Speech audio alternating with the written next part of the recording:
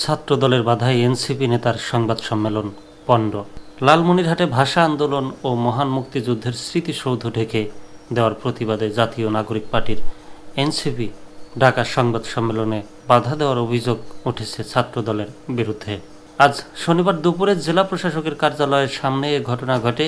এ সময় এনসিপির উত্তর অঞ্চলের সংগঠক রাসেল আহমেদকে ধাক্কা দেওয়া হয়। রাসেল বলেন, সংবাদ সম্মেলনের ঘোষণা দেওয়ার পর থেকেই বিভিন্ন জায়গা থেকে ফোনে চাপ দেওয়া হচ্ছিল যেন আমি সেটি স্থগিত করি। জেলা প্রশাসনের ঊর্ধ্বতন কর্মকর্তারাও যোগাযোগ করেছেন। তবে মুক্তিযুদ্ধ ও ভাষা আন্দোলনের ইতিহাস বিকৃতির প্রতিবাদে আমি সংবাদ সম্মেলন করতেই এসেছিলাম।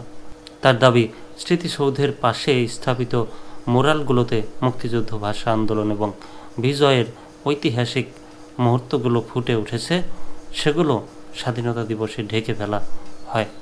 এটি মুক্তিযুদ্ধের চেতনা সঙ্গে বিশ্বাসঘাতকতা করা।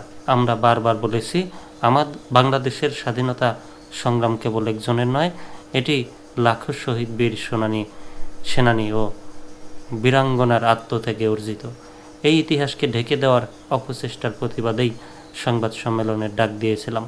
সংবাদ সম্মেলনের সময় জেলা প্রশাসকের কার্যালয়ের সামনে ছাত্রদল ও বিএনপির কিছু নেতাকর্মী জড়ো হয়ে প্রতিবাদ জানান এবং এক পর্যায়ে ধাক্কাধাক্কির ঘটনা ঘটে বলে জানান তিনি।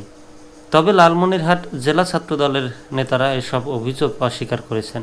লালমনিরহাট জেলা ছাত্রদলের এক নেতা বলেন, ছাত্রলীগ ও জাতীয় পার্টির কিছু নেতাকর্মীদের নিয়ে রাজনৈতিক সুবিধা আদায়ের চেষ্টা হচ্ছিল। আমরা তা প্রতিহত করেছি।